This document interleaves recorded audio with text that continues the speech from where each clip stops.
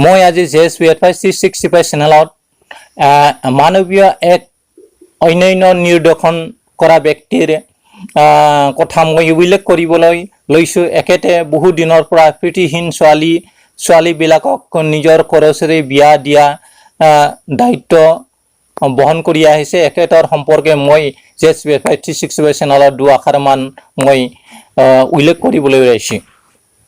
ব্যক্তিজনৰ নাম মহেশ চবানী। মহেশ চবানীয়ে পেছা তেতেকৰ গুজৰাটৰ চুৰতৰ এজন হীৰাৰ ব্যৱসায়ী আৰু লগতে এজন সমাজকৰ্মী। পিছে তেখেতে কৰা কামৰ বৰ্ণনা দিলে আপোনাৰ তেখেতৰ প্ৰতি শ্ৰদ্ধা মোৰ খাব। ঘটনাটো 2008 বৰ্ষত।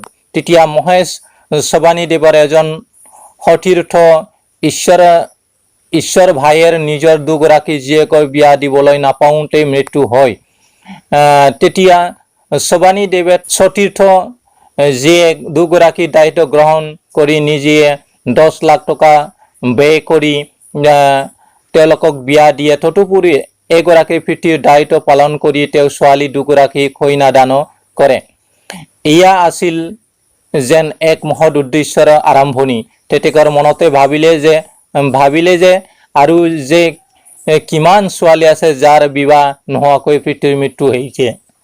তেতিয়া তেওঁ মন লৈ হুমীহিয়া বিবাহ প্ৰসংগটো আহিল আৰু তাৰ পিছত তেওঁৰ ওচৰৰ চিকিৎসালয়ৰ পৰা পিতৃহীন ছোৱালী তথা বিয়াৰ বয়স হোৱা অথচ আৰ্থিকভাৱে দুৰ্বল ছোৱালীবোৰৰ এখন তালিকা প্ৰস্তুত কৰিলে আৰু 2010 চনত তেওঁ প্ৰথমবাৰৰ বাবে 300 জনীৰ ছোৱালীৰ প্ৰীতি ভূমিকা লৈ বিবাহ কাৰ্য সম্পাদন কৰিলে।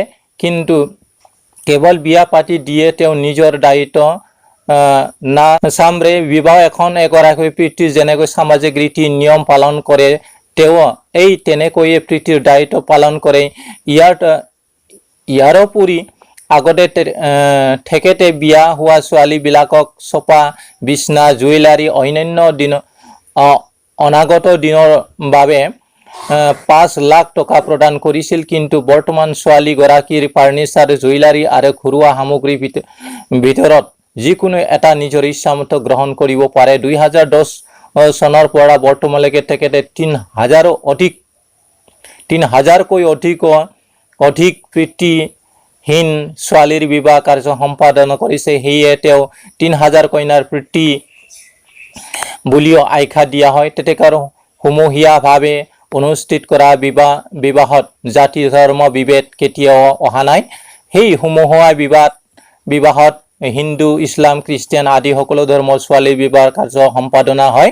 তদুপৰি এইগৰাকী মহৎ ব্যক্তিৰ নাম এছিয়া বুকছ অফ ৰেকৰ্ডতো অন্তৰ্ভুক্ত।